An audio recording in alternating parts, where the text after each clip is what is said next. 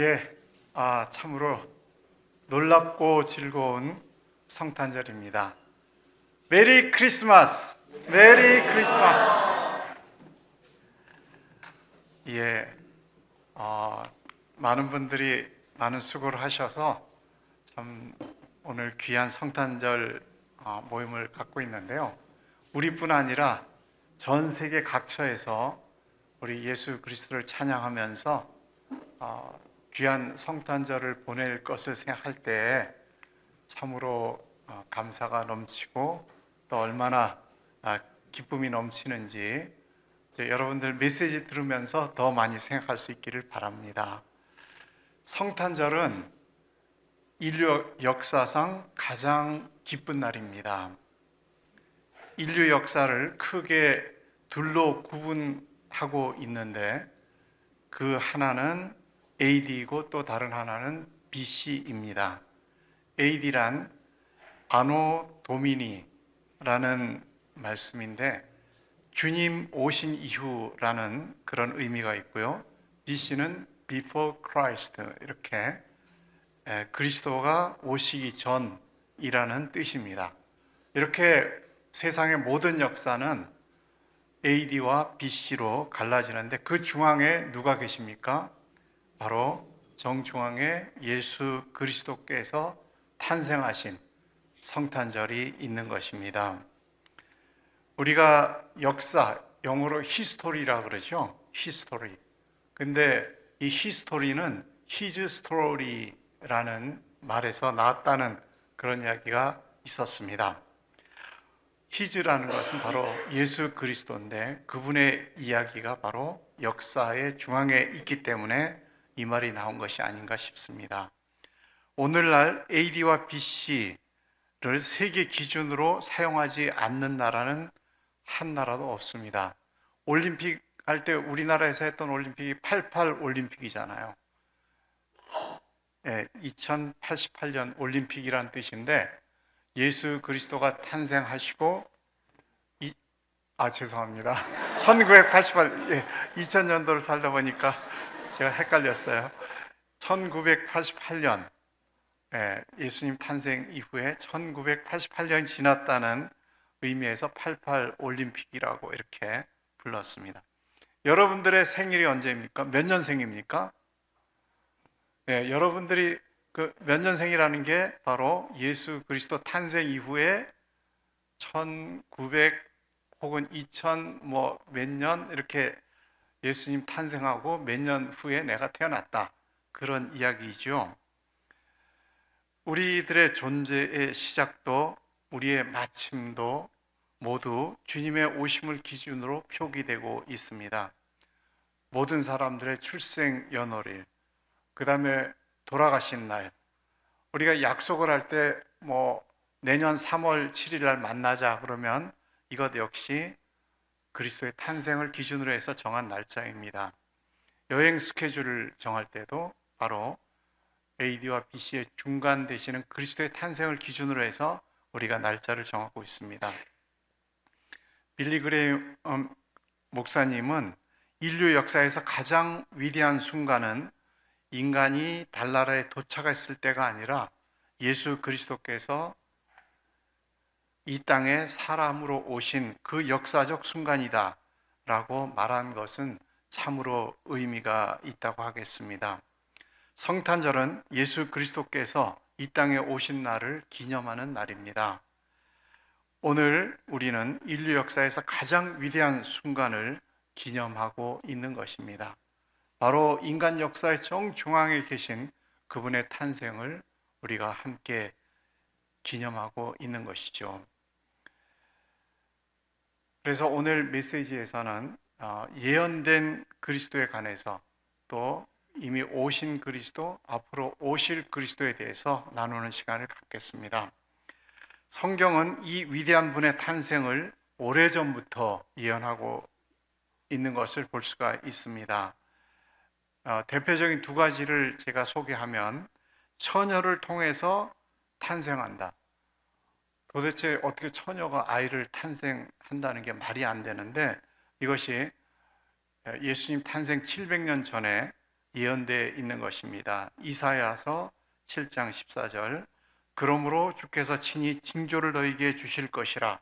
보라, 처녀가 잉태하여 아들을 낳을 것이요 그의 이름을 임마누엘이라 하리라. 이런 누가 이런 예언을 할 수 있겠습니까? 그런데 실제로 이사야서는 예수님이 탄생하기 700년 전에 기록된 책입니다. 그리고 이것을 목격한 마태는 마태복음 1장 23절에 이것이 성취된 것을 기록하고 있습니다. 또한 탄생 장소에 대해서 BC 700년 전에 예언이 되어 있는데 미가서 5장 2절을 보시면 그러나 너 베들레헴 에브라다야 네가 유다 족속들 가운데서 작을지라도 나를 위해 이스라엘을 다스릴 자가 네게서 나올 것이라. 그의 근원은 태고적 영원부터이다. 베들레헴 에브라다. 이스라엘에서도 작은 아주 촌 마을인데 그곳에서 이분이 태어날 것이다 라고 이야기했고, 그것은 마태복음 1장 2장 1절부터 6절에서 이 내용이 성취된 것을 자세히 기록하고 있습니다. 그 밖에 많은 성경 구절이 예수님의 탄생과 그분의 신성을 예언하고 있고, 신약 성경에서는 목격자들이 이 예언들이 성취된 것을 기록하고 있습니다. 그 외에도 예수님의 생애와 그분의 고난, 그분의 죽음, 그분의 부활 등에 관해서 성경에 최소한 300개 이상의 예언들이 구약 성경에 기록되어 있습니다. 한 사람에 대해서 이렇게 많은 예언들이 기록되어 있다는 것은 그분이 참으로 특별한 분이라는 것을 우리에게 알려주는 것입니다. 첫 번째 성탄절, 이것은 바로 이 위대한 분이 인간과 우주를 창조하신 이 분이 우리 인간 역사 속으로 들어온 날입니다. 우리 곁으로 오신 날입니다. 그분을 통해서 인간은 죽음의 고통에서 벗어날 구원의 길이 열렸기 때문에 성탄절은 인간에게 있어서 가장 큰 기쁨의 날이 되는 것입니다. 오신 그리스도에 대해서 말씀을 나눕니다. 우리 인간 곁으로 오신 그리스도는 성자 하나님이십니다. 다시 말해서 인간을 창조하신 그분이라는 것이죠. 요한복음 1장 18절에 보면은 지금까지 하나님을 본 사람은 아무도 없었습니다. 그러나 하나님이시며 아버지 곁에 계시던 독생자이신 분이 우리에게 하나님이 어떤 분이신지를 알려주셨습니다. 인간의 모습으로 나타났기 때문에 사람들은 그분을 보면서 하나님이 어떤 분인지를 알게 된 것입니다. 아이러니하게도 메시아를 그렇게 기다리던 유대인들은 메시아로 오신 이분을 거절함으로써 하나님과 멀어졌습니다. 그러나 이방인들이 이분을 영접함으로 하나님 나라의 백성이 되었습니다. 오신 그리스도 예수님을 보면 우리는 하나님께서 어떤 분이신지 또 무엇을 원하는지를 잘 알 수가 있습니다. 첫째로 그분은 겸손한 분입니다. 또한 두 번째, 그분은 섬기는 분입니다. 그분의 일생은 항상 사람들을 섬기는 삶을 사신 것을 볼 수가 있습니다. 사람들의 필요가 있는 곳에 가셔서 그분들의 필요를 채워주시는 그런 분이셨습니다. 병든 자들의 병을 낫게 하시고 굶주린 자들에게 먹을 것을 나누어 주시는 항상 섬기는 분이셨습니다. 또한 이분은 사랑 때문에 자기를 희생하신 분입니다. 희망 없는 죄인들을 사랑하셨기 때문에 희생 제물이 되기 위해서 십자가에서 자기의 생명을 기꺼이 내어주신 그런 분입니다. 예수 그리스도를 곁에서 가까이에서 목격한 사람들이 기록한 책이 바로 신약 성경입니다. 성경의 저자들은 성령에 감동되어서 하나님의 시야로 성경을 기록하였습니다. 성경에는 하나님께서 우리 인간에게 하신 약속들로 가득 차 있습니다. 우리는 이 약속을 믿음으로써 하나님의 자녀가 되는 특권을 누릴 수 있게 되는 것입니다. 누구든지 성자 하나님, 즉 예수 그리스도를 믿고 마음에 모셔드리면 하나님의 자녀가 되어서 영원한 생명을 누리게 될 것이 약속되어 있습니다. 요한복음 1장 11, 12절 보시면 자기 땅에 오매 자기 백성이 영접하지 아니하였으나 영접하는 자, 곧 그 이름을 믿는 자들에게는 하나님의 자녀가 되는 권세를 주셨다라고 기록되어 있습니다. 죽은 지 3일 만에 부활하신 그리스도는 우리에게 부활의 소망을 주십니다. 생명의 떡으로 오신 그리스도는 우리가 영원히 목마르지 않도록 우리의 가장 중요한 필요를 채워주십니다. 많은 사람이 이런 소중한 분을 알지 못하고 살아갑니다. 이분이 얼마나 소중한지 모르기 때문에 이분을 영접하지도 않고 이분께 나오지도 않는 사람들이 우리 주변에 너무나 많이 있습니다. 그러나 교회에 속한 사람은 그분을 알고 그분을 찬양하고 그분께 감사하며 살아갑니다. 진정으로 이분을 알기 때문에, 그렇기 때문에 우리는 다른 삶을 사는 것입니다. 오실 그리스도는 온 세상의 통치자로 오실 것입니다. 데살로니가전서 4장 16절부터 18절 보시면 주께서 호령과 천사장의 소리와 하나님의 나팔로 친히 하늘로부터 강림하시리니 그리스도 안에서 죽은 자들이 먼저 일어나고 그 후에 우리 살아남은 자들도 그들과 함께 구름 속으로 끌어올려 공중에서 주를 영접하게 하시리니 그리하여 우리가 항상 주와 함께 있으리라. 그러므로 이러한 말로 서로 위로하라. 호령과 천사장의 소리와 하나님의 나팔 소리 가운데 오신다는 것은 그리스도의 재림이 신자들 뿐만 아니라 모든 사람이 듣고 눈으로 볼 수 있게 오신다는 것을 의미합니다. 그때가 되면 예수님을 외면했던 사람들도 저분이 진정한 하나님이셨고 진정한 우리의 왕이셨구나 하는 것을 뒤늦게 깨달게 될 것입니다. 바울 사도는 오실 그리스도를 알려줌으로 형제 자매들을 위로하였습니다.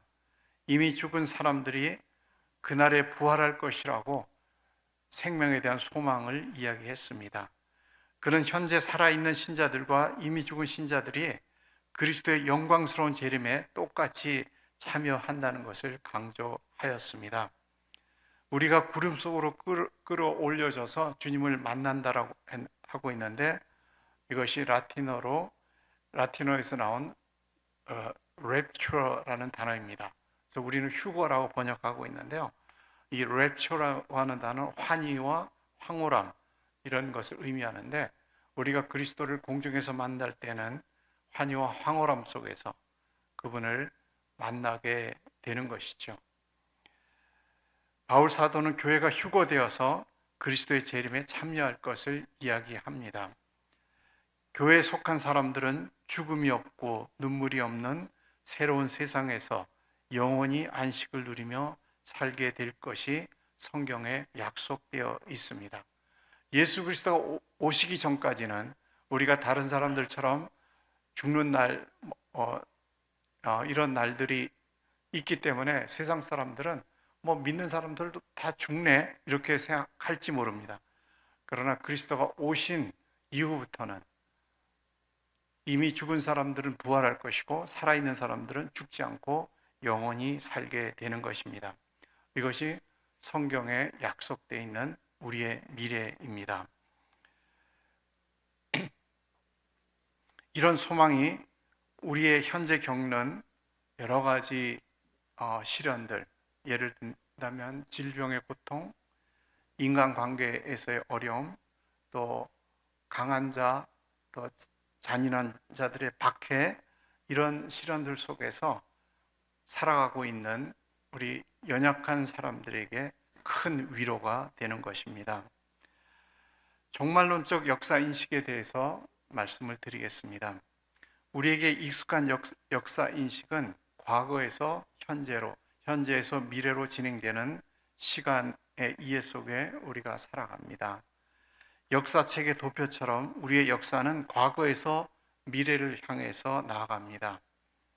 이렇게 흘러가는 시간을 헬라어로 크로노스라고 이렇게 말합니다. 크로노스는 우리의 일상적이며 일반적인 시간, 여러분들이 흔히 말하는 바로 그 시간이 크로노스입니다. 그러나 종말론적 역사인식은 이 크로노스적 흐름을 역행하는 그런 시간 개념입니다. 종말론적 역사인식은 종말의 때로부터 거슬러서 우리에게 오는 시간을 바탕으로 합니다. 종말론적 역사인식이 일반인들에게는 낯선 것은 사실입니다. 기독교의 종말론적 역사인식은 현재적이며 또한 미래적입니다. 이는 현실이 아무리 고통스러워도 하나님의 궁극적 승리가 일어나는 종말의 빛 아래서 우리는 현재를 보는 것입니다. 종말에 일어나는 그것이 너무나 선명하게 확실하게 우리에게 보이기 때문에 현재의 고통과 어려움들을 능히 극복할 수 있는 힘이 주어지는 것입니다. 우리의 종말론적 역사 인식에서 시간은 미래로 나가는 것이 아니라 미래에서 현재로 다가오게 됩니다. 미래에서 오는 승리의 시간이 현재의 나를 변화시키는 일, 그것이 종말론적 역사 인식이 가진 힘의 근원입니다. 성경은 이 낯선 시간 속으로 우리를 데려갑니다. 그러므로 우리는 성경에 나오는 오래전 이야기들에서 미래의 승리를 바라보며 살아간 사람들의 그들의 현재 모습을 보게 됩니다.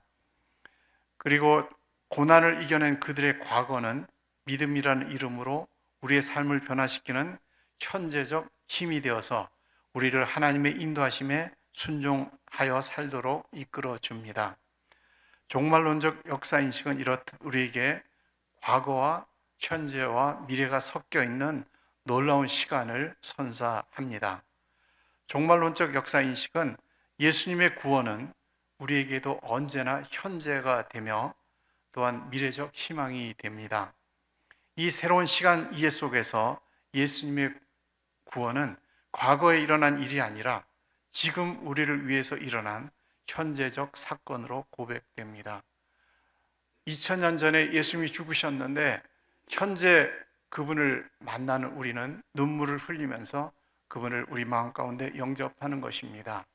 바로 종말론적 인식은 시간의 흐름에 과거와 현재와 미래가 하나로 묶여 있기 때문에 그것이 바로 예수님이 내 앞에서 십자가에 돌아가신 것을 목격하는 것처럼 그렇게 우리는 살아갑니다. 저는 아침마다 기도할 때마다 그리스도의 십자가를 묵상하면서 그리스도의 고통을 항상 느끼면서 나를 위한 이분의 고통이 어떤 것인지를 느끼면서 하루를 시작합니다. 우리가 궁극적으로 승리하는 그리스도를 바라볼 때 우리는 현재의 환난 속에서도 평안을 누릴 수가 있습니다. 요한복음 16장 33절 이것을 너에게 이르는 것은 너희로 내 안에서 평안을 누리게 하려 함이라. 세상에서는 너희가 환난을 당하나 담대하라 내가 세상을 이기었노라. 예수님께서 세상을 이기셨기 때문에 우리는 환난 속에서도 담대할 수 있고 평안을 누릴 수가 있습니다. 미래에 오실 예수님은 우리의 현재의 고난을 극복할 힘을 제공해 주십니다. 그러므로 죽기를 두려워하지 않고 충성하며 내가 진실로 속히 오리라는 예수님의 말씀에 언제나 아멘, 주 예수여 오시옵소서 마라나타라고 응답할 수 있다면 그것이 바로 우리의 믿음입니다. 하늘을 바라보는 것은 도피가 아닙니다. 하늘의 소망은 이 땅에서 삶의 방향을 잃지 않게 지켜줍니다. 요한계시록은 로마 제국의 폭력적이며 탐욕스러운 권력을 폭로하고 그것이 영원하지 않다는 것을 선언합니다. 그러므로 당시의 그리스도인들은 폭정을 견뎌낼 힘을 얻을 수 있었습니다. 미래에 일어날 승리의 그리스도를 보았기 때문에 현재 로마의 폭정을 능히 이길 수 있었습니다. 진정으로 영원한 생명이 어디에 있는지를 선택하는 것은 언제든지 우리의 몫입니다. 성탄은 절망 가운데 빠져 있는 사람들에게 하나님의 영원한 사랑을 보여주기 위해 아기 예수께서 오신 날입니다. 그래서 기독교를 사랑의 종교라고 하는 것입니다. 예수님이 이 세상에 오신 방법은 우리에게 많은 것을 생각나게 합니다. 하나님의 일하시는 방법이 때로는 사람들에게 이해가 되지 못하고 오히려 어떤 사람들에게는 걸림돌이 되고 믿지 못하는 이유가 될 수가 있습니다. 그러나 믿음을 가진 사람들에게는 확신을 심어주는 더 큰 메시지가 되고 있습니다. 왜냐하면 하나님의 하시는 일은 너무나 절묘하고 아름답기 때문입니다. 우리는 예수께서 인류 호화 병실에서 태어나지 않음에 주목할 필요가 있습니다. 오히려 평범하게, 아니 더 비참한 곳에 오셨습니다. 그분의 부모는 가난했고 좋은 교육이나 물려줄 어떤 재산도 없는 사람이었습니다. 그의 생애에서 밀어줄 수 있는 배경, 당겨줄 수 있는 높은 사람도 없었고 지원해주는 사람도 없었습니다. 예수님은 어떤 사람도 출생하지 않는 냄새나는 말구유에서 태어나셨습니다. 왜 예수님은 이렇게 말구유에 세상 속에 죄인들 속에 찾아왔을까요? 어쩌면 이 위대한 분의 명성에 피해를 줄 수도 있는 그런 곳일 수도 있었는데 말입니다. 그러나 여기에 기독교의 귀한 진리가 담겨 있습니다. 말구유란 무엇입니까? 가축들이 사는 곳, 냄새 나는 곳입니다. 더러운 곳입니다. 사람들이 잘 찾지 않는 곳입니다.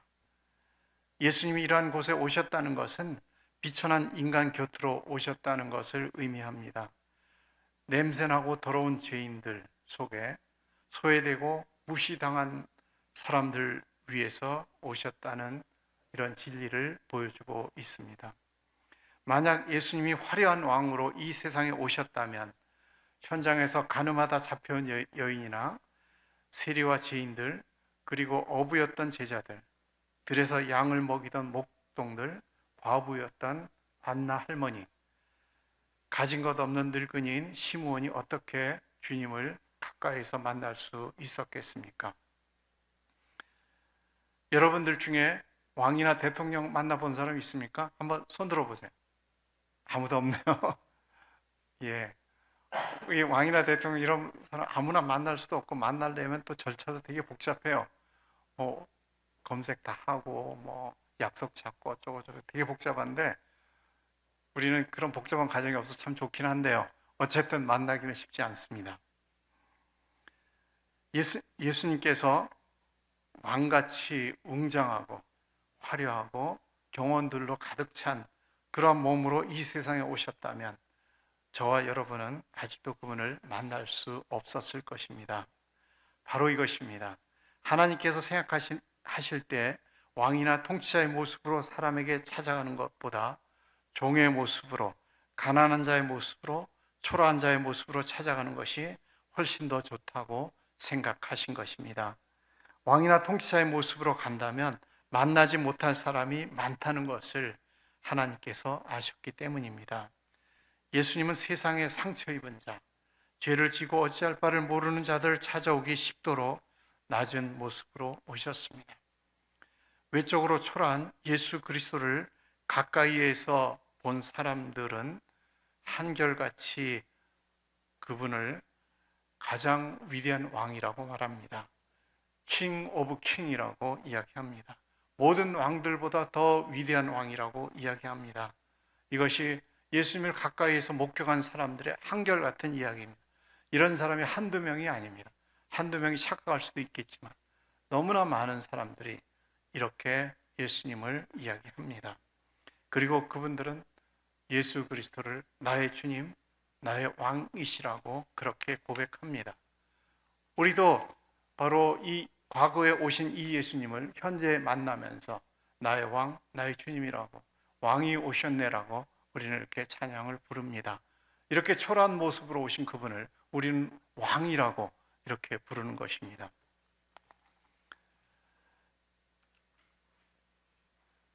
초라하고 낮은 모습으로 오셨기 때문에 우리가 예수님을 만날 수 있는 것입니다. 누구든지 겸손한 마음을 가지고 찾으면 예수님을 만날 수 있습니다. 우리가 예수님을 만날 수 있는 한 가지는 오직 겸손한 마음입니다. 예수님을 만난 우리는 그분의 위대한 나라의 백성이 되고 그분의 사랑과 보호 가운데 영원히 살게 될 것입니다. 그분이 다시 오실 때는 진정으로 위대하시고 화려한 모습으로 그리고 크고 놀라운 모습으로 우리에게 나타날 것입니다. 온 세상이 그분을 향해서 찬송을 드리는 그런 모습으로 나타나게 될 것입니다. 성탄절은 우리 곁에 오신 예수님을 만나는 날입니다. 그분이 비록 초라한 모습으로 나타났지만 우리는 그분이 어떤 분인지를 알고 그분을 우리의 왕으로, 우리의 주인으로 받아들이는 날입니다. 그래서 우리는 그분과 함께 영원히 부활한 생명으로 살게 되는 것입니다. 그래서 성탄절은 기쁜 성탄절입니다. 메리 크리스마스입니다. 이제 우리는 오실 그리스도를 기다리며 믿음 가운데 소망하면서 그리고 다른 사람들을 사랑하면서 살아갈 수 있기를 바랍니다. 마지막 적용으로 오신 그리스도에 관해서 당신이 꼭 기억하기 원하는 것이 무엇입니까? 라는 질문과 오실 그리스도에 관해서 당신이 꼭 기억하기 원하는 것은 무엇입니까? 라는 두 가지 질문이 있는데요. 간단한 단어 한두 개로 쓰시면 됩니다. 저는 이렇게 썼습니다. 오신 그리스도에 관해서 말구유와 십자가, 이것을 기억하겠습니다. 또 오실 그리스도에 대해서는 승리와 평화라는 단어로 기억하기를 원합니다. 여러분들도 이분을 생각하시면서 한두 단어로 여기에 기록해 보시기 바랍니다. 1분 동안 시간을 드리겠습니다.